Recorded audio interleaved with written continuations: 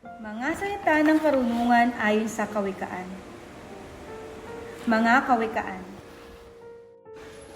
Chapter 18.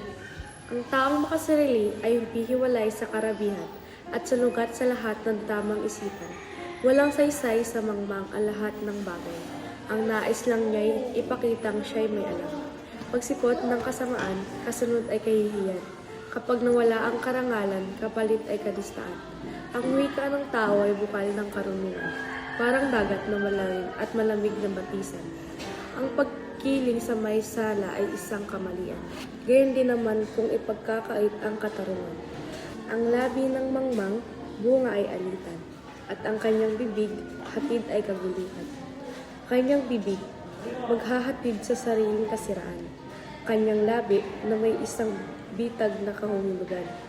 Ang kismis ay masarap pakinggan, gustong-gusto ng lahat na pag-usapan. Ang taong batugan ay sinama ng taong mapanira. Ang pangalan ni Yahweh ay matibay na tanggulan, kanlungan ng matuwid mula sa kapahamakan. Ang ari-arian ng isang mayaman ay kanyang kanlungan. Kala niya'y maliligtas siya dito sa oras ng kapahamakan. Ang pagmamataas ay nagbubunga ng kapahamakan. Ngunit ang pagpapakumbaba ay karangalan.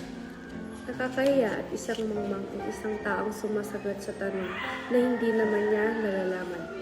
Ang matatag na kalooban ay mabuti sa tao.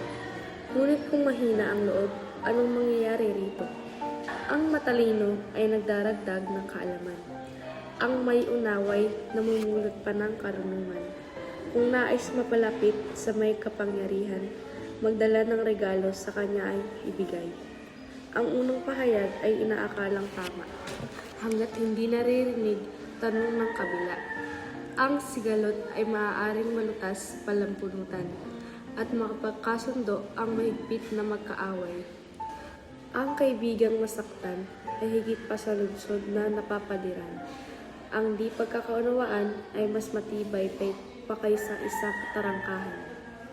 Ano mang sabihin ng tao ay kanyang pananagutan. Ayon sa kanyang salita, siya'y gagantipalaan.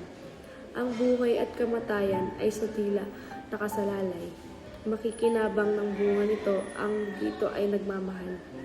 Ang mabuting may bahay ay isang kayamanan. Siya'y pagpapala na si Yahweh lang ang may bigay. Ang mahirap ay lumalapit sa diwa ng pakiusap. Ngunit ang sagot ng mayamay salitang marahas.